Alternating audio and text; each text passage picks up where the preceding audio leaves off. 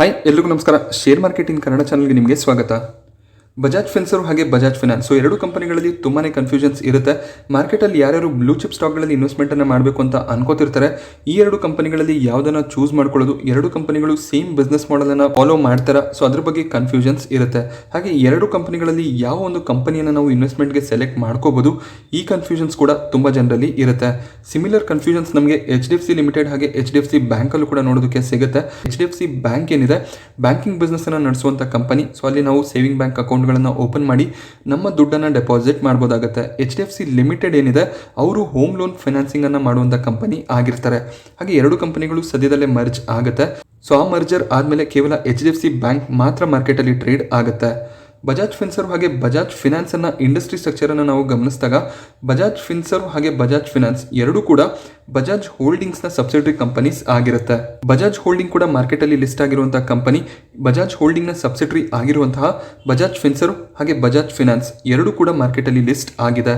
ಹಾಗೆ ಬಜಾಜ್ ಫಿನಾನ್ಸ್ ಏನಿದೆ, Bajaj ಫಿನ್ಸರ್ವ್ನ subsidiary company ಆಗಿರುತ್ತೆ. ಸೊ ಇಲ್ಲಿ ನೀವು ಇಂಡಸ್ಟ್ರಿ ಹೈರಾರ್ಕಿಯನ್ನು ಅರ್ಥ ಮಾಡ್ಕೋಬೇಕಾಗುತ್ತೆ. ಬಜಾಜ್ ಫಿನ್ಸರ್ವ್ ಫೈನಾನ್ಷಿಯಲ್ ಬಿಸ್ನೆಸ್ ಹಾಗೆ ಇನ್ಶೂರೆನ್ಸ್ ಬಿಸ್ನೆಸ್ ಎರಡನ್ನೂ ಕೂಡ ನಡೆಸ್ತಾರೆ. ಫಿನಾನ್ಷಿಯಲ್ ಬಿಸ್ನೆಸ್ ಏನಿದೆ ಅದನ್ನು ಬಜಾಜ್ ಫಿನಾನ್ಸ್ ಅನ್ನುವಂಥ ಸಬ್ಸಿಡರಿ ಮ್ಯಾನೇಜ್ ಮಾಡುತ್ತೆ. ಬಜಾಜ್ ಫಿನಾನ್ಸ್ನ ಅಂಡರಲ್ಲಿ ಮತ್ತೆ ನಮಗೆ ಎರಡು ಸಬ್ಸಿಡರಿ ಕಂಪನಿಗಳು ನೋಡೋದಕ್ಕೆ ಸಿಗುತ್ತೆ. Bajaj housing finance, Bajaj financial securities. ಈ ಎರಡು ಸಬ್ಸಿಡರಿ ಕಂಪನಿಗಳು ಮಾರ್ಕೆಟಲ್ಲಿ ಲಿಸ್ಟ್ ಆಗಿಲ್ಲ. ಕೇವಲ ಬಜಾಜ್ ಫಿನಾನ್ಸ್ ಮಾತ್ರ ಮಾರ್ಕೆಟಲ್ಲಿ ಲಿಸ್ಟ್ ಆಗಿರೋದು. ಹಾಗೆ ಬಜಾಜ್ ಫಿನಾನ್ಸ್ನ ಪ್ರೈಮರಿ ಕಂಪನಿ ಆಗಿರುವಂತಹ ಬಜಾಜ್ ಫಿನ್ಸರ್ವ್ ಬಜಾಜ್ ಫಿನಾನ್ಸ್ನಲ್ಲಿ 56% ಸ್ಟೇಕನ್ನು ಹೊಂದಿದ್ದಾರೆ. ಸೊ ನಾವಿಲ್ಲಿ ಬಿಸ್ನೆಸ್ ಅನ್ನು ಅರ್ಥ ಮಾಡ್ಕೋಬೇಕು ಅಂದರೆ, ಬಜಾಜ್ ಫಿನ್ಸರ್ವ್ ಏನಿದೆ ಮೇಜರ್ ಆಗಿ ಇನ್ಶೂರೆನ್ಸ್ ಸೆಗ್ಮೆಂಟಲ್ಲಿ ಕೆಲಸ ಮಾಡುವಂಥ ಕಂಪನಿ. ಲೈಫ್ ಇನ್ಶೂರೆನ್ಸ್ ಆಗಿರ್ಬೋದು, ಹೆಲ್ತ್ ಇನ್ಶೂರೆನ್ಸ್ ಆಗಿರ್ಬೋದು, ಮೋಟಾರ್ ಇನ್ಶೂರೆನ್ಸ್ ಆಗಿರ್ಬೋದು. ಸೊ ಈ ರೀತಿಯ ಇನ್ಶೂರೆನ್ಸ್ ಸೆಗ್ಮೆಂಟಲ್ಲಿ ವರ್ಕ್ ಮಾಡುವಂಥ ಕಂಪನಿ. ಹಾಗೆ ಅವರ ಫೈನಾನ್ಷಿಯಲ್ ಬಿಸ್ನೆಸ್ ಏನಿದೆ ಅದನ್ನು ಬಜಾಜ್ ಫಿನಾನ್ಸ್ ಮ್ಯಾನೇಜ್ ಮಾಡ್ತಾರೆ. ಸೊ ಮೊದಲನೇದಾಗಿ ನಾವು ಬಜಾಜ್ ಫಿನಾನ್ಸ್ನ ಬಗ್ಗೆ ತಿಳ್ಕೊಬೇಕು ಅಂದಾಗ, ಬಜಾಜ್ ಫಿನಾನ್ಸ್ ಮೇಜರ್ ಆಗಿ 3 ಸೆಗ್ಮೆಂಟಲ್ಲಿ ಕೆಲಸ ಮಾಡುವಂಥ ಕಂಪನಿ ಆಗಿರ್ತಾರೆ. ಕನ್ಸ್ಯೂಮರ್ ಫಿನಾನ್ಸನ್ನು ಇವರು ಮಾಡ್ತಾರೆ. ಹಾಗೆ ಇವರು ಸ್ಮಾಲ್ ಮತ್ತು ಮೀಡಿಯಂ ಸೈಜ್ಡ್ ಎಂಟರ್ಪ್ರೈಸ್ಗಳಿಗೆ ಲೋನನ್ನು ಕೂಡ ಪ್ರೊವೈಡ್ ಮಾಡ್ತಾರೆ. ವೆಲ್ತ್ ಮ್ಯಾನೇಜ್ಮೆಂಟ್ ಸರ್ವಿಸ್ಗಳನ್ನು ಕೂಡ ಪ್ರೊವೈಡ್ ಮಾಡ್ತಾರೆ. ಸೊ ನೀವು ಬಜಾಜ್ ಫಿನಾನ್ಸಲ್ಲಿ FD RD ಸೊ ಈ ಸೌಲಭ್ಯವನ್ನು ಕೂಡ ಪಡ್ಕೋಬೋದಾಗುತ್ತೆ. ಹಾಗೆ ಬಜಾಜ್ ಫಿನಾನ್ಸ್ ಬ್ಯಾಂಕಿಂಗ್ ಲೈಸೆನ್ಸ್ಗೂ ಕೂಡ ಅಪ್ಲೈ ಮಾಡಿದ್ದಾರೆ. RBIನ ಕಡೆಯಿಂದ ಇವರಿಗೆ ಅಪ್ರೂವಲ್ ಸಿಕ್ಕಿದ್ರೆ ಬಜಾಜ್ ಫಿನಾನ್ಸ್ ಬ್ಯಾಂಕ್ ಅನ್ನು ಕೂಡ ಸ್ಟಾರ್ಟ್ ಮಾಡುವಂತ ಸಾಧ್ಯತೆ ಇರುತ್ತೆ. NBFC ಕಂಪನಿಗಳಲ್ಲಿ ನೀವು ಸೇವಿಂಗ್ ಬ್ಯಾಂಕ್ ಅಕೌಂಟ್ ಅನ್ನು ಓಪನ್ ಮಾಡೋದಕ್ಕೆ ಸಾಧ್ಯ ಆಗೋದಿಲ್ಲ. ಅಲ್ಲಿ ನೀವು RD ಮತ್ತೆ FD ಅಲ್ಲಿ ಇನ್ವೆಸ್ಟ್ಮೆಂಟ್ ಅನ್ನ ಮಾಡಬೇಕಾಗುತ್ತೆ. ಬ್ಯಾಂಕ್ಗಳಿಗೆ ಕಂಪೇರ್ ಮಾಡಿದಾಗ NBFCಗಳು ಒಳ್ಳೆ ಒಂದು ಇಂಟ್ರೆಸ್ಟ್ ಅನ್ನ ನಿಮಗೆ ಕೊಡ್ತಾರೆ. ಬಟ್ ಒಂದು ವಿಷಯವನ್ನ ನೀವು ಗಮನದಲ್ಲಿ ಇಟ್ಕೋಬೇಕು, NBFC ಕಂಪನಿಗಳಲ್ಲಿ ನಿಮಗೆ ಯಾವುದೇ ರೀತಿಯ ಇನ್ಶೂರೆನ್ಸ್ ಇರೋದಿಲ್ಲ. ಅಂದ್ರೆ NBFC ಕಂಪನಿಗಳು ಏನಾದರೂ ಡಿಫಾಲ್ಟ್ ಮಾಡಿದ್ರೆ ನಿಮ್ಮ ಇನ್ವೆಸ್ಟ್ಮೆಂಟ್ ಏನಿದೆ ಅದು ನಿಮಗೆ ಸಿಗೋದಿಲ್ಲ. ಬಟ್ ಬ್ಯಾಂಕ್ಗಳಲ್ಲಿ ನಿಮಗೆ ಸೆಕ್ಯೂರಿಟಿ ಇರುತ್ತೆ. 5 ಲಕ್ಷದವರೆಗೂ ನೀವೇನು ಅಮೌಂಟ್ ಅನ್ನ ಇಟ್ಟಿರ್ತೀರಾ ಅದಕ್ಕೆ ಗೌರ್ಮೆಂಟ್ನ ಕಡೆಯಿಂದ ನಿಮಗೆ ಇನ್ಶೂರೆನ್ಸ್ ಸಿಗುತ್ತೆ. ಕನ್ಸ್ಯೂಮರ್ ಫಿನಾನ್ಸ್ ಅಂತ ನಾವು ತಗೊಂಡಾಗ ಇವರು 2 ವೀಲರ್ 3 ವೀಲರ್ ಲೋನ್ಗಳನ್ನು ಪ್ರೊವೈಡ್ ಮಾಡ್ತಾರೆ. ಹಾಗೆ ಇವರು ಸ್ಯಾಲರಿಡ್ ಇಂಡಿವಿಜುವಲ್ಸ್ಗಳಿಗೆ ಪರ್ಸನಲ್ ಲೋನ್ಗಳನ್ನು ಪ್ರೊವೈಡ್ ಮಾಡ್ತಾರೆ. ಹೋಮ್ ಲೋನ್ ಅನ್ನು ಕೂಡ ಪ್ರೊವೈಡ್ ಮಾಡ್ತಾರೆ. ಸೊ ರೀತಿಯಲ್ಲಿ ಡಿಫ್ರೆಂಟ್ ಟೈಪ್ಸ್ ಆಫ್ ಲೋನ್ಸ್ ಅನ್ನು ಪ್ರೊವೈಡ್ ಮಾಡುವಂತಹ ಕಂಪನಿ ಆಗಿರುತ್ತೆ ಬಜಾಜ್ ಫಿನಾನ್ಸ್. ಹಾಗೆ ಇವರು ಪ್ರಾಪರ್ಟಿ ಅಗೇನ್ಸ್ಟ್ ಆಗಿ ಲೋನ್ಗಳನ್ನು ಕೂಡ ಪ್ರೊವೈಡ್ ಮಾಡ್ತಾರೆ.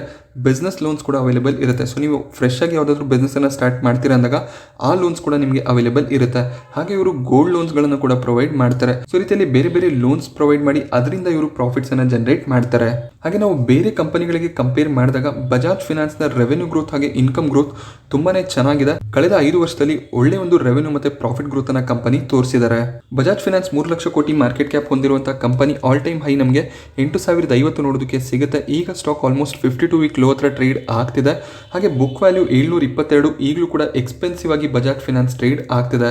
ಇಂಡಸ್ಟ್ರಿಯ PE 25, ಬಟ್ ಬಜಾಜ್ ಫಿನಾನ್ಸ್ ನ PE 48. ಸೊ ಈ ಒಂದು ಪ್ರೈಸ್ ನಲ್ಲೂ ಕೂಡ ಬಜಾಜ್ ಫಿನಾನ್ಸ್ ಎಕ್ಸ್ಪೆನ್ಸಿವ್ ಆಗಿದೆ. 8000 ಪ್ರೈಸ್ ಅಲ್ಲಿ ನೀವು PE ಅನ್ನು ಅಬ್ಸರ್ವ್ ಮಾಡಿದ್ರೆ ಆಗ ಇನ್ನಷ್ಟು ಎಕ್ಸ್ಪೆನ್ಸಿವ್ ಆಗಿತ್ತು. ಬಟ್ ಈಗ ಒಳ್ಳೆ ಒಂದು ವ್ಯಾಲ್ಯೂಷನ್ಸ್ ಅಂತಾನೆ ಕನ್ಸಿಡರ್ ಮಾಡಬಹುದಾಗುತ್ತೆ. ROE ಗಮನಿಸಿದಾಗ 17ರ ROE ಇದೆ. ಅಬೋ ಆವರೇಜ್ ಅಂತಾನೆ ಹೇಳ್ಬೋದು. 15% ನ ROE ಒಂದು ಒಳ್ಳೆ ROE ಆಗಿರುತ್ತೆ. ಡೆಟ್ ನಾವು ಗಮನಿಸಿದಾಗ 1,65,000 ಕೋಟಿಯ ಡೆಟ್ ಕಾಣಿಸುತ್ತೆ. ಸೊ ಇದೊಂದು ಫಿನಾನ್ಷಿಯಲ್ ಕಂಪನಿ. ಸೊ ಇವರ ಮೇಜರ್ ಬಿಸ್ನೆಸ್ ಸಾಲವನ್ನ ಕೊಡೋದು. ಆ ಒಂದು ಕಾರಣದಿಂದ ನಮಗೆ ಡೆಟ್ ಜಾಸ್ತಿ ಕಾಣಿಸುತ್ತೆ. ಒಳ್ಳೆ ಒಂದು ಪ್ರಾಫಿಟ್ ಗ್ರೋತ್ ರೇಷಿಯೋನ ಹೊಂದಿರುವಂತಹ ಕಂಪನಿ. EPS ಕೂಡ ತುಂಬಾ ಚೆನ್ನಾಗಿದೆ. ಹಾಗೆ ಇವರ ಅಸೆಟ್ ವ್ಯಾಲ್ಯೂ ತುಂಬಾನೇ ಚೆನ್ನಾಗಿದೆ. 2 ಲಕ್ಷ ಕೋಟಿಯಷ್ಟು ಟೋಟಲ್ ಅಸೆಟ್ ಇದೆ. ಇವರ ಲಯಬಿಲಿಟೀಸ್ ಇರೋದು 3,000 ಕೋಟಿ ಮಾತ್ರ. ಸೊ ಒಂದು ಸ್ಟ್ರಾಂಗ್ ಅಸೆಟ್ ವ್ಯಾಲ್ಯೂ ಹೊಂದಿರುವಂತಹ ಕಂಪನಿ ಬಜಾಜ್ ಫಿನಾನ್ಸ್. ಹಾಗೆ ಕ್ವಾರ್ಟರ್ ಆನ್ ಕ್ವಾರ್ಟರ್ ಒಳ್ಳೆ ಒಂದು ಪ್ರಾಫಿಟ್ ಗ್ರೋತ್ ನಮಗೆ ನೋಡೋದಕ್ಕೆ ಸಿಗುತ್ತೆ ಬಜಾಜ್ ಫಿನಾನ್ಸ್ ನಲ್ಲಿ. ಕೋವಿಡ್ ಇದ್ದಂತ ಸಂದರ್ಭದಲ್ಲಿ ಸ್ವಲ್ಪ ಪ್ರಾಫಿಟ್ ನಲ್ಲಿ ಫಾಲ್ ಆಗಿತ್ತು. ಆಗ ಮೊರಟೋರಿಯಂ ಪೀರಿಯಡ್ ಕೂಡ ಇದ್ದಿದ್ರಿಂದ ಅಷ್ಟೊಂದು ಪ್ರಾಫಿಟ್ ಅನ್ನ ಕಂಪನಿ ಗಳಿಸಿರ್ಲಿಲ್ಲ. ಬಟ್ ಈಗ ಅವರ ಪ್ರಾಫಿಟ್ ನಲ್ಲಿ ಒಳ್ಳೆ ಒಂದು ಗ್ರೋತ್ ನಮಗೆ ನೋಡೋದಕ್ಕೆ ಸಿಗುತ್ತಿದೆ. ಹಾಗೆ ಶೇರ್ ಹೋಲ್ಡಿಂಗ್ಗೆ ಬಂದಾಗ 56% ಹೋಲ್ಡಿಂಗ್ ಏನಿದೆ ಇದು ಬಜಾಜ್ ಫಿನ್ಸರ್ವ್ನ ಹೋಲ್ಡಿಂಗ್ ಆಗಿರುತ್ತೆ. ಸೊ ಟೋಟಲ್ ಪ್ರಮೋಟರ್ ಹೋಲ್ಡಿಂಗ್ ಕೂಡ 56% ಕಾಣಿಸುತ್ತೆ. ಮ್ಯೂಚುವಲ್ ಫಂಡ್ಗಳು ಇಲ್ಲಿ 8% ಹೋಲ್ಡಿಂಗ್ ಅನ್ನು ಹೊಂದಿದ್ದಾರೆ. ಮ್ಯೂಚುವಲ್ ಫಂಡ್ಗಳು ಈ ಒಂದು ಲೋವರ್ ವ್ಯಾಲ್ಯೂಷನ್ ಅಲ್ಲಿ ಹೆಚ್ಚಿನ ಶೇರ್ಗಳನ್ನು ಕೂಡ ಬೈ ಮಾಡ್ತಿದ್ದಾರೆ. ಡೊಮೆಸ್ಟಿಕ್ ಹೋಲ್ಡಿಂಗ್ ನಮಗೆ 3% ಕಾಣಿಸುತ್ತೆ. FIIs ಕೂಡ ಇಲ್ಲಿ 21% ಹೋಲ್ಡಿಂಗ್ ಅನ್ನ ಹೊಂದಿದ್ದಾರೆ. ರಿಟೇಲ್ ಇನ್ವೆಸ್ಟರ್ಸ್ಗಳು ಕೂಡ ಅಷ್ಟೇ ಹೋಲ್ಡಿಂಗ್ ಅನ್ನ ಈ ಒಂದು ಕ್ವಾರ್ಟರ್ಲಿ ಜಾಸ್ತಿ ಮಾಡಿದರೆ ಟೋಟಲ್ ಆಗಿ 11.5% ರಿಟೇಲ್ ಹೋಲ್ಡಿಂಗ್ ನಮಗೆ ಬಜಾಜ್ ಫಿನಾನ್ಸ್ ಅಲ್ಲಿ ನೋಡೋದಕ್ಕೆ ಸಿಗುತ್ತೆ. FIIsಗಳು ಈ ಕ್ವಾರ್ಟರ್ಲಿ ತುಂಬಾನೇ ಒಂದು ಸೆಲ್ಲಿಂಗ್ ಅನ್ನ ಮಾಡ್ತಿದ್ದಾರೆ. 24% ಹೋಲ್ಡಿಂಗ್ ನಮಗೆ ಕಳೆದ ಮಾರ್ಚ್ ನಲ್ಲಿ ನೋಡೋದಕ್ಕೆ ಸಿಕ್ತಿತ್ತು. ಈಗ FII ಹೋಲ್ಡಿಂಗ್ 21% ಕಾಣಿಸ್ತಿದೆ. ಹಾಗೆ ಟೆಕ್ನಿಕಲಿ ನಾವು ಗಮನಿಸಿದಾಗ 200 ಡೇ 50 ಡೇ ಮೂವಿಂಗ್ ಅವರೇಜ್ನ ಕೆಳಗಡೆ ಬಜಾಜ್ ಫಿನಾನ್ಸ್ ಟ್ರೇಡ್ ಆಗ್ತಿದೆ. ಲೋವರ್ ಲೋಸ್ ನಮಗೆ ಚಾರ್ಟ್ ಅಲ್ಲಿ ಕಾಣಿಸ್ತಿದೆ.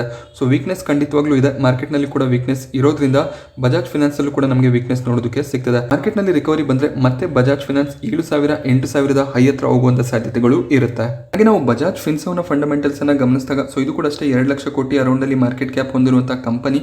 ಆಲ್ ಟೈಮ್ ಹೈ ನೀವು ಗಮನಿಸಿದಾಗ 19,000 ಹೈ ನಿಮಗೆ ಕಾಣಿಸುತ್ತೆ. So 52 week low 10,727. ಸೊ ಕೋವಿಡ್ನ ಸಂದರ್ಭದಲ್ಲಿ ಇದು 5,000ವರೆಗೂ ಹೋಗಿದ್ದಂತಹ ಸ್ಟಾಕ್ ಮತ್ತೆ ಒಂದು ಬೌನ್ಸ್ ಬ್ಯಾಕ್ ಅನ್ನು ಕೊಟ್ಟು 19,000 ಲೆವೆಲ್ಗೂ ಕೂಡ ಹೋಗಿತ್ತು. ಸೊ ಮಾರ್ಕೆಟ್ನ ಮೇಲೆ ಡಿಪೆಂಡ್ ಆಗುತ್ತೆ. ಮಾರ್ಕೆಟ್ ಯಾವ ರೀತಿಯಲ್ಲಿ ಟ್ರೇಡ್ ಆಗ್ತಿರುತ್ತೆ ಆ ಒಂದು ಬೇಸಿಸ್ ಮೇಲೆ ಬಜಾಜ್ ಫಿನಾನ್ಸ್ ಬಜಾಜ್ ಫಿನ್ಸರ್ವ್ ಕೂಡ ಟ್ರೇಡ್ ಆಗುತ್ತೆ. ಸೊ ಸ್ಟಾಕ್ನ PE ನೀವು ಗಮನಿಸಿದಾಗ 40 PE ಟ್ರೇಡ್ ಆಗ್ತಿದೆ. ಇಂಡಸ್ಟ್ರಿ PE ಇಲ್ಲೂ ಕೂಡ 25 PE ಇದೆ. ಸೊ ಬಜಾಜ್ ಫಿನ್ಸರ್ವ್ ಕೂಡ NBFCಯ PE ಕನ್ಸಿಡರ್ ಮಾಡ್ತಾರೆ. ಬಟ್ ಇದೊಂದು ಇನ್ಶೂರೆನ್ಸ್ ರಿಲೇಟೆಡ್ ಕಂಪನಿ ಆಗಿರುತ್ತೆ. ಸೊ ಇನ್ಶೂರೆನ್ಸ್ ಕಂಪನಿಗಳನ್ನ ನೀವು ಗಮನಿಸಿದಾಗ 75-80 PE ಟ್ರೇಡ್ ಆಗ್ತಿರುತ್ತೆ. ಬಜಾಜ್ ಫಿನ್ಸರ್ವ್ ಒಳ್ಳೆ ಒಂದು ವ್ಯಾಲ್ಯೂಯೇಷನ್ ಅಲ್ಲಿ ಟ್ರೇಡ್ ಆಗ್ತಿದೆ. ಇಲ್ಲೂ ಕೂಡ ನಿಮಗೆ ಡೆಟ್ ಜಾಸ್ತಿ ಕಾಣಿಸುತ್ತೆ. ROCE ROE ಅಷ್ಟು ಚೆನ್ನಾಗಿ ಕಾಣಿಸಿಲ್ಲ. ರಿಟರ್ನ್ ಆನ್ ಇಕ್ವಿಟಿ ತುಂಬಾನೇ ಕಮ್ಮಿ ಇದೆ. ಟೋಟಲ್ ಅಸೆಟ್ ಅನ್ನು ನೀವು ಗಮನಿಸಬಹುದು. 3 ಲಕ್ಷ ಕೋಟಿಗೂ ಹೆಚ್ಚಿನ ಒಂದು ಅಸೆಟ್ ಅನ್ನ ಕಂಪನಿ ಹೊಂದಿದೆ. EPS ಕೂಡ ಅಷ್ಟೇ ತುಂಬಾನೇ ಚೆನ್ನಾಗಿದೆ. ಬುಕ್ ವ್ಯಾಲ್ಯೂ ಕೂಡ ನಿಮಗೆ 2,500 ಹತ್ರ ಕಾಣಿಸುತ್ತೆ. ಬಟ್ 19,000 ಪ್ರೈಸ್ಗೆ ಕಂಪೇರ್ ಮಾಡಿದಾಗ ಬಜಾಜ್ ಫಿನ್ಸರ್ವ್ ಈಗ ಒಂದು ಒಳ್ಳೆ ವ್ಯಾಲ್ಯೂಷನ್ ಅಲ್ಲಿ ಅವೈಲೇಬಲ್ ಇದೆ. ಸೊ ಇಲ್ಲೂ ಕೂಡ ಅಷ್ಟೇ ನಿಮಗೆ ಪ್ರಾಫಿಟ್ಸ್ ಅನ್ನು ನೀವು ಗಮನಿಸಬಹುದು. ಕ್ವಾರ್ಟರ್ ಆನ್ ಕ್ವಾರ್ಟರ್ ಪ್ರಾಫಿಟ್ ನಲ್ಲಿ ಒಳ್ಳೆ ಒಂದು ಇಂಪ್ರೂವ್ಮೆಂಟ್ ನಮಗೆ ನೋಡೋದಕ್ಕೆ ಸಿಗುತ್ತೆ. ಹಾಗೆ ಇದೇ ರೀತಿಯ ಪ್ರಾಫಿಟ್ ಗ್ರೋತ್ ಕೂಡ ಮುಂದಿನ ಕ್ವಾರ್ಟರ್ಗಳಲ್ಲಿ ನಾವು ಎಕ್ಸ್ಪೆಕ್ಟ್ ಮಾಡಬಹುದಾಗುತ್ತೆ. ಬಜಾಜ್ ಫಿನ್ಸರ್ವ್ ನಲ್ಲಿ 61% ಪ್ರಮೋಟರ್ ಹೋಲ್ಡಿಂಗ್ ಇದೆ. ಮ್ಯೂಚುವಲ್ ಫಂಡ್ಗಳು ಇಲ್ಲಿ 4% ಹೋಲ್ಡಿಂಗ್ ಅನ್ನ ಹೊಂದಿದ್ದಾರೆ. ಬಜಾಜ್ ಫಿನ್ಸರ್ವ್ ಕೂಡ ಅಷ್ಟೇ ಮ್ಯೂಚುವಲ್ ಫಂಡ್ಗಳು ಹೆಚ್ಚಿನ ಒಂದು ಇನ್ವೆಸ್ಟ್ಮೆಂಟ್ ಅನ್ನ ಈ ಒಂದು ಲೋವರ್ ಪ್ರೈಸ್ ಅಲ್ಲಿ ಮಾಡ್ತಿದ್ದಾರೆ. ಡೊಮೆಸ್ಟಿಕ್ ಇನ್ಸ್ಟಿಟ್ಯೂಷನ್ಗಳು 3% ಹೋಲ್ಡಿಂಗ್ ಅನ್ನ ಹೊಂದಿದ್ದಾರೆ. ಹಾಗೆ FIIs ಕೂಡ ಇಲ್ಲಿ 8.5% ಹೋಲ್ಡಿಂಗ್ ಅನ್ನ ಇಟ್ಕೊಂಡಿದ್ದಾರೆ. ಸೊ ಈ ಒಂದು ಕ್ವಾರ್ಟರ್ ನಲ್ಲಿ ರಿಟೇಲ್ ಇನ್ವೆಸ್ಟ್ಮೆಂಟ್ ಹೆಚ್ಚಾಗ್ತಿರೋದು ಕಾಣಿಸ್ತಿದೆ. ರಿಟೇಲ್ ಇನ್ವೆಸ್ಟರ್ಸ್ ಈಗ 24% ಹೋಲ್ಡಿಂಗ್ ಅನ್ನ ಬಜಾಜ್ ಫಿನ್ಸರ್ವ್ ಅಲ್ಲಿ ಹೊಂದಿದ್ದಾರೆ. ಸೊ ಕಳೆದ ಜೂನ್ ಕ್ವಾರ್ಟರ್ ನಲ್ಲಿ 9.55% FII ಹೋಲ್ಡಿಂಗ್ ಇತ್ತು. ಈಗ ಅದು 8.5% ಆಗಿದೆ. ಸೊ ಇಲ್ಲೂ ಕೂಡ ಅಷ್ಟೇ FII ಸ್ಟೇಕ್ ಅನ್ನ ಕಮ್ಮಿ ಮಾಡ್ತಿದ್ದಾರೆ. ಬಜಾಜ್ ಫಿನ್ಸರ್ವ್ ಕೂಡ ಅಷ್ಟೇ 50 ಡೇ 200 ಡೇ ಮೂವಿಂಗ್ ಅವರೇಜ್ನ ಕೆಳಗಡೆ ಟ್ರೇಡ್ ಆಗ್ತಿದೆ. ಬಜಾಜ್ ಫಿನಾನ್ಸ್ ಯಾವ ರೀತಿಯಲ್ಲಿ ಟ್ರೇಡ್ ಆಗ್ತಿದೆ ಸಿಮಿಲರ್ ಪ್ಯಾಟರ್ನ್ ಅಲ್ಲಿ ಬಜಾಜ್ ಫಿನ್ಸರ್ವ್ ಕೂಡ ಟ್ರೇಡ್ ಆಗ್ತಿದೆ. ಎರಡು ಕಂಪನಿಗಳು ಸೇಮ್ ಒಂದೇ ರೀತಿಯಲ್ಲಿ ಟ್ರೇಡ್ ಆಗುತ್ತೆ. ಸೊ ಬಜಾಜ್ ಫಿನ್ಸರ್ವ್ ನಲ್ಲಿ ಒಳ್ಳೆ ಒಂದು ಮೊಮೆಂಟಮ್ ಇದ್ರೆ ಬಜಾಜ್ ಫಿನಾನ್ಸ್ ಕೂಡ ಅದನ್ನ ಫಾಲೋ ಮಾಡುತ್ತೆ. ಸೊ ಕೊನೆಯದಾಗಿ ಕನ್ಕ್ಲೂಷನ್ ಅಂತ ನಾವು ತಗೊಂಡಾಗ ಬಜಾಜ್ ಫಿನಾನ್ಸ್ ಬಜಾಜ್ ಫಿನ್ಸರ್ವ್ ಎರಡರಲ್ಲಿ ಯಾವುದರಲ್ಲಿ ನಾನು ಇನ್ವೆಸ್ಟ್ಮೆಂಟ್ ಅನ್ನ ಮಾಡಲಿ ಅಂತ ನೀವು ಯೋಚನೆ ಮಾಡ್ತಿದ್ರೆ ಬಜಾಜ್ ಫಿನ್ಸರ್ವ್ ಒಳ್ಳೆ ಒಂದು ವ್ಯಾಲ್ಯೂಷನ್ ಅಲ್ಲಿ ಟ್ರೇಡ್ ಆಗ್ತಿದೆ. ಬಜಾಜ್ ಫಿನಾನ್ಸ್ ನ ಪ್ರೈಮರಿ ಕಂಪನಿ ಕೂಡ ಆಗಿರೋದ್ರಿಂದ ಖಂಡಿತವಾಗ್ಲೂ ಬಜಾಜ್ ಫಿನ್ಸರ್ವ್ ಅನ್ನ ನೀವು ಸೆಲೆಕ್ಟ್ ಮಾಡ್ಕೋಬಹುದಾಗುತ್ತೆ. ಸೊ ನಿಮ್ಗೆ ಅನ್ನಿಸ್ಬೋದು 11,000 12,000 ಪ್ರೈಸ್ ಅಲ್ಲಿ ಟ್ರೇಡ್ ಆಗ್ತಿದೆ ಅಂತ. ಬಟ್ ನೀವು ಸ್ಟಾಕ್ ಪ್ರೈಸ್ ಅನ್ನ ಕನ್ಸಿಡರ್ ಮಾಡೋದಕ್ಕಿಂತ ಕಂಪನಿಯ ಅಸೆಟ್ ವ್ಯಾಲ್ಯೂ ಯಾವ ರೀತಿಯಲ್ಲಿ ಇದೆ, ಹಾಗೆ ಅವರ ಪ್ರಾಫಿಟ್ ಗ್ರೋತ್ ಯಾವ ರೀತಿಯಲ್ಲಿ ಇರುತ್ತೆ, ಮುಂಬರುವ ದಿನಗಳಲ್ಲಿ ಕಂಪನಿ ಯಾವ ರೀತಿಯಲ್ಲಿ ಪ್ರೋಗ್ರೆಸ್ ಆಗುತ್ತೆ ಅದರ ಬೇಸಿಸ್ ಮೇಲೆ ಇನ್ವೆಸ್ಟ್ಮೆಂಟ್ ಮಾಡಬೇಕಾಗುತ್ತೆ. ಸೊ ನೀವು 500 ರೂಪಾಯಿ 1,000 ರೂಪಾಯಿ ಇರುವಂತಹ 10 ಶೇರ್ಗಳನ್ನ ಬೈ ಮಾಡೋ ಬದಲು ಈ ರೀತಿಯ ಪ್ರೀಮಿಯಂ ಕಂಪನೀಸ್ಗಳಲ್ಲಿ ಒಂದು ಶೇರನ್ನು ಬೈ ಮಾಡಬಹುದಾಗುತ್ತೆ. ಸೊ ಯಾವಾಗಲೂ ಕೂಡ ಅಷ್ಟೇ ಪ್ರೈಸ್ ಬೇಸಿಸ್ ಮೇಲೆ ಇನ್ವೆಸ್ಟ್ಮೆಂಟ್ ಮಾಡೋದಕ್ಕೆ ಹೋಗಬಾರ್ದು. ಬಟ್ ಯಾರ್ಯಾರು 5,000 6,000 ಮಂತ್ಲಿ ಇನ್ವೆಸ್ಟ್ಮೆಂಟ್ ಅನ್ನ ಪ್ಲಾನ್ ಮಾಡ್ತಿರ್ತೀರಾ ಅವರು ಈ ರೀತಿಯ ಕಂಪನಿಗಳನ್ನ ಅವಾಯ್ಡ್ ಮಾಡಬಹುದಾಗುತ್ತೆ. ಸೊ ನಿಮಗೆ ಮುತ್ತೂಟ್ ಫೈನಾನ್ಸ್ ಆಗಿರ್ಬೋದು, HDFC ಲಿಮಿಟೆಡ್ ಆಗಿರ್ಬೋದು, ಸೊ ಈ ರೀತಿಯ ಕಂಪನೀಸ್ ಅವೈಲೇಬಲ್ ಇರುತ್ತೆ. ಸೊ ಹೆಚ್ಚಿನ ಇನ್ವೆಸ್ಟ್ಮೆಂಟ್ ಯಾರು ಮಾಡ್ತಿರ್ತಾರೆ, ಲಂಪ್ಸಮ್ಗಳಲ್ಲಿ ಯಾರು ಇನ್ವೆಸ್ಟ್ಮೆಂಟ್ ಅನ್ನ ಮಾಡೋದಕ್ಕೆ ಪ್ಲಾನ್ ಅನ್ನ ಮಾಡ್ತಿರ್ತಾರೆ, ಲಾಂಗ್ ಟರ್ಮ್ ಇನ್ವೆಸ್ಟ್ಮೆಂಟ್ ನ ಪರ್ಸ್ಪೆಕ್ಟಿವ್ ಇರುತ್ತೆ, ಅವರು ಖಂಡಿತವಾಗ್ಲೂ ಬಜಾಜ್ ಫಿನ್ಸರ್ವ್ ಅನ್ನ ಸೆಲೆಕ್ಟ್ ಮಾಡ್ಕೋಬಹುದು. ಹಾಗಿದ್ರೆ ಆಲ್ರೆಡಿ ಬಜಾಜ್ ಫಿನಾನ್ಸಲ್ಲಿ ಇನ್ವೆಸ್ಟ್ ಮಾಡಿರೋರು ಬಜಾಜ್ ಫಿನಾನ್ಸಲ್ಲಿ ಏನಾದರೂ ಪ್ರಾಬ್ಲಮ್ಸ್ ಇದೆ ಅಂದರೆ ಬಜಾಜ್ ಫಿನಾನ್ಸಲ್ಲಿ ಯಾವುದೇ ರೀತಿಯ ಪ್ರಾಬ್ಲಮ್ಸ್ ಇಲ್ಲ. ಸೊ ಇದು ಫೈನಾನ್ಷಿಯಲ್ ಸೆಕ್ಟರ್ನಲ್ಲಿ ಕೆಲಸ ಮಾಡುವಂಥ ಕಂಪನಿ. ಬಟ್ ನೀವು ಬಜಾಜ್ ಫಿನ್ಸರ್ವನ್ನ ಸೆಲೆಕ್ಟ್ ಮಾಡ್ಕೊಂಡಾಗ ಫಿನಾನ್ಷಿಯಲ್ ಸೆಕ್ಟರ್ ಹಾಗೆ ಇನ್ಶೂರೆನ್ಸ್ ಸೆಕ್ಟರ್ಗೂ ಕೂಡ ನಿಮ್ಮ ಇನ್ವೆಸ್ಟ್ಮೆಂಟ್ ಡಿವೈಡ್ ಆಗುತ್ತೆ. ಆ ಒಂದು ಕಾರಣದಿಂದ ಬಜಾಜ್ ಫಿನ್ಸರ್ವ್ ಒಳ್ಳೆ ಒಂದು ಚಾಯ್ಸ್ ಆಗುತ್ತೆ. ಬಜಾಜ್ ಫಿನಾನ್ಸ್ ಹಾಗೆ ಬಜಾಜ್ ಫಿನ್ಸರ್ವ್ನ ಪ್ರೈಮರಿ ಕಂಪನಿ ಆಗಿರುವಂತಹ ಬಜಾಜ್ ಹೋಲ್ಡಿಂಗ್ಸ್ ಕೂಡ ಲಾಂಗ್ ಟರ್ಮ್ ಇನ್ವೆಸ್ಟ್ಮೆಂಟ್ಗೆ ಒಳ್ಳೆ ಒಂದು ಕಂಪನಿ ಆಗಿರುತ್ತೆ. ಸೊ ಇಲ್ಲೂ ಕೂಡ ಇನ್ವೆಸ್ಟ್ಮೆಂಟ್ನ ಬಗ್ಗೆ ಯೋಚನೆ ಮಾಡಬಹುದಾಗುತ್ತೆ. ಬಜಾಜ್ ಹೋಲ್ಡಿಂಗ್ಸ್ ಕೂಡ 4,500 ಪ್ರೈಸಲ್ಲಿ ಟ್ರೇಡ್ ಆಗ್ತಿದೆ. 6,598 ಹೈಯನ್ನು ಇದು ಟಚ್ ಮಾಡಿತ್ತು. ಅಲ್ಲಿಂದ ಸ್ವಲ್ಪ ಕರೆಕ್ಷನ್ ನಮಗೆ ನೋಡೋದಕ್ಕೆ ಸಿಗ್ತಿದೆ. ಪಾರಕ್ ಫ್ಲೆಕ್ಸಿ ಕ್ಯಾಪ್ ಫಂಡ್ ಕೂಡ ಅಷ್ಟೇ ಬಜಾಜ್ ಹೋಲ್ಡಿಂಗ್ ಅಲ್ಲಿ ಹೆಚ್ಚಿನ ಒಂದು ಇನ್ವೆಸ್ಟ್ಮೆಂಟ್ ಅನ್ನ ಮಾಡಿದ್ದಾರೆ. ಹಾಗೆ ನೀವು 1 ಲಕ್ಷ 2 ಲಕ್ಷದ ಪೋರ್ಟ್ಫೋಲಿಯೋನ ಬಿಲ್ಡ್ ಮಾಡ್ತಿದ್ರೆ ಅಂದಾಗ ಬಜಾಜ್ ಫಿನಾನ್ಸ್, ಬಜಾಜ್ ಫಿನ್ಸರ್ವ್ ಎರಡನ್ನೂ ಕೂಡ ನಿಮ್ಮ ಪೋರ್ಟ್ಫೋಲಿಯೋದಲ್ಲಿ ಇಟ್ಕೋಬಹುದಾಗುತ್ತೆ. ಸೊ ನಿಮ್ಮ ಪೋರ್ಟ್ಫೋಲಿಯೋ ಬ್ಯಾಲೆನ್ಸಿಂಗ್ ನೀವು ಯಾವ ರೀತಿಯಲ್ಲಿ ಮಾಡ್ತೀರಾ ಅದರ ಬೇಸಿಸ್ನ ಮೇಲೆ ನೀವು ಸ್ಟಾಕ್ಗಳನ್ನು ಆಡ್ ಮಾಡ್ಕೋಬಹುದಾಗುತ್ತೆ. ಸೊ ನಾನು ತುಂಬಾ ಜನದ ಪೋರ್ಟ್ಫೋಲಿಯೋದಲ್ಲಿ ನೋಡಿದ್ದೀನಿ, ಬಜಾಜ್ ಫಿನ್ಸರ್ವ್ ಹಾಗೆ ಬಜಾಜ್ ಫಿನಾನ್ಸ್ ಎರಡು ಸ್ಟಾಕ್ಗಳು ಇರುತ್ತೆ. ಎರಡು ಕೂಡ ಬ್ಲೂ ಚಿಪ್ ಸ್ಟಾಕ್ಸ್ ಆಗಿರೋದ್ರಿಂದ ಖಂಡಿತವಾಗ್ಲೂ ಎರಡನ್ನೂ ಕೂಡ ಹೋಲ್ಡ್ ಮಾಡ್ಕೋಬಹುದು. ಎರಡು ಕಂಪನಿಗಳ ಬಿಸ್ನೆಸ್ ಮಾಡೆಲ್ ಕೂಡ ಡಿಫ್ರೆಂಟ್ ಆಗಿರುತ್ತೆ. ಸೊ ಈ ವಿಡಿಯೋ ನಿಮಗೆ ಹೆಲ್ಪ್ಫುಲ್ ಆಗುತ್ತೆ ಅಂತ ನಾನು ಅನ್ಕೋತೀನಿ. ಸೊ ವಿಡಿಯೋ ಇಷ್ಟ ಆದರೆ ವಿಡಿಯೋನ ಲೈಕ್ ಮಾಡೋದು ಮರಿಬೇಡಿ. ಹಾಗೆ ಇದೇ ರೀತಿಯ ಮಾರ್ಕೆಟ್ ಅಪ್ಡೇಟ್ಸ್ಗಳಿಗೋಸ್ಕರ ಚಾನಲ್ನ ಸಬ್ಸ್ಕ್ರೈಬ್ ಮಾಡೋದು ಮರಿಬೇಡಿ. Thank you friends.